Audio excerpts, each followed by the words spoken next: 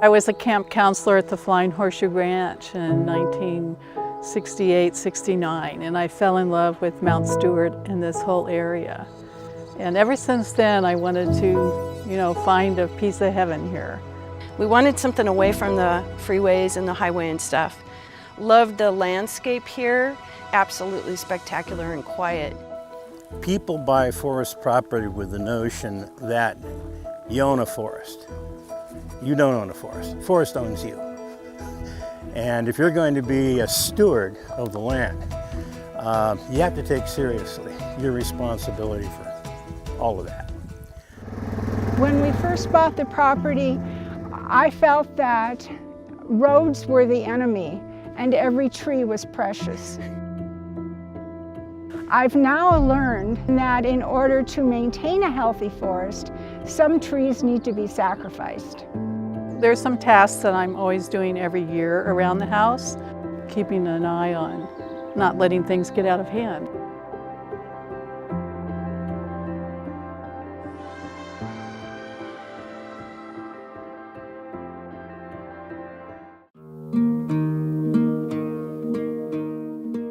Building defensible space in our area is essential to reducing risk, but your defensible space is unique to your land.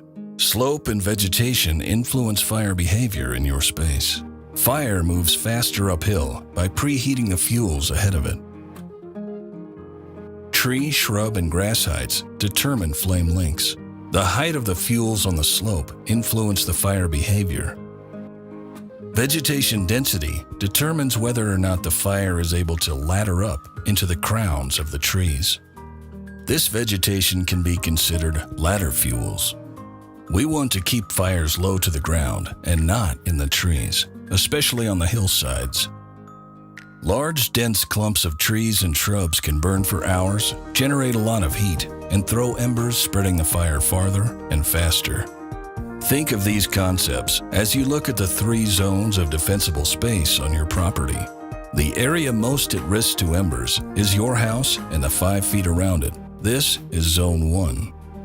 In addition to using non-combustible building materials on your home, you should also apply a non-combustible buffer material around your home, like gravel. Any flammable materials must be kept away from the wall exteriors. This includes mulches, flammable plants, leaves and needles, firewood piles, and even patio furniture. This structure is excellent. The design and the building materials from a fire resistance point of view, it's really perfect. And so most of your maintenance is just, keeping the needles raked up and leaves and keeping these shrubs cut back every year. So we take the weed eater and keep everything real short around here. My shrubbery needs a little bit of trimming up, but basically everything is clean around it. Plus we have the eco blocks behind it. It's away from the house. That was another consideration. You want to avoid having any kind of opportunity for direct flame contact with, a highly flammable object like your wood pile. And what's more important is keeping the distance of your wood pile from your structure. It's a frequent thing that we see, and it's a high hazard situation where people store wood adjacent to their homes and their other structures. The next zone is a 30-foot buffer that should be a lean and clean zone. It's really important to maintain vegetation like this as short as you can. We generally recommend 6 inches or less, because that just, if there is a fire, will keep the flame lengths shorter and the fire intensity less, and so reduces embers, makes it easier for firefighters to come in and get close to the fire and work on it. Remove large shrubs that can be ladder fuels, and ensure trees are spaced 20 feet between the crowns. Trees should also be limbed up 10 to 15 feet from the ground. Young trees less than 15 feet tall should be limbed up 1/3 of their height. Zone 3 is the 100-foot radius around your home. The goal of this zone is to interrupt the fire's path and keep flames smaller and on the ground. If your home is on a moderate or steep slope, the buffer should be extended to at least 200 feet. It's important to understand that the ecological processes that took place before European settlement that shaped our forests. You know, we've changed that since then for the last 150 years. The way we do that is control the stalking, the density of the trees, the species mix, and create that patchiness that periodic low-intensity fires created, you know, before we start putting them out. So I call it variable density thinning. And basically that translates to creating skips and gaps, or skips and openings. So here we're looking at a skip. There was no trees, or very few trees, harvested here. So this is a skip. And then over here, we have an opening, and to see the opening, kind of look up and you see the crown, the openings in the crown.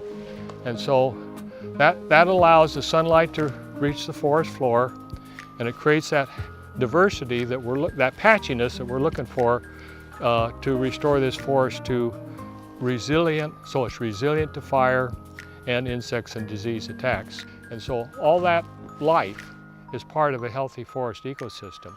Building a wildlife-friendly and wildfire-resilient forest on your property can seem overwhelming.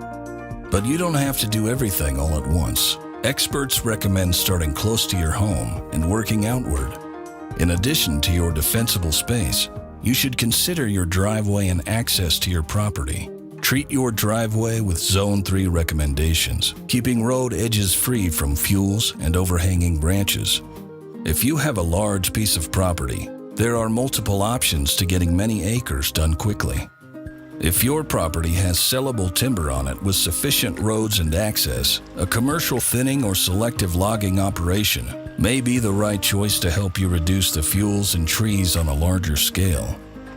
Many local companies will work with you to sell the lumber and make this an efficient and effective process. For smaller acreage, a skidding unit with slash disposal and chipping may be the right choice. Again, most local companies will work with your specific needs to address your property and reduce fuels. For mixed brush, small trees, and large amounts of vegetation, using a masticator or mulcher is an option. This process quickly mulches the vegetation and lays it back on the forest floor, reducing tall fuels. Healthy things are prettier than not healthy things. And so if you keep the forest healthy, then you've got more of an aesthetic surrounding for yourself. Start close and move out. A lot of people do it the opposite way because they're thinking big flame fronts coming in. I'm thinking more about embers hitting the house.